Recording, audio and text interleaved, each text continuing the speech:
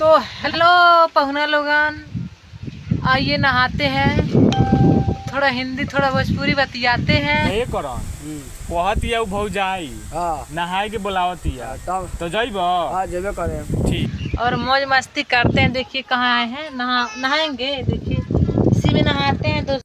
आ संगे संगे कहता कि मौज मस्ती भी करे के, तो मौज मस्ती कर बउन कर हाँ करे। आ जन खोल के देखावत तारी वो करे। ले ले बउन कर। हाँ ले ले पूरा पूरा। अच्छा तारा से उम्र में कितना बड़ बाजी? बहुत बड़ी 20 साल ले।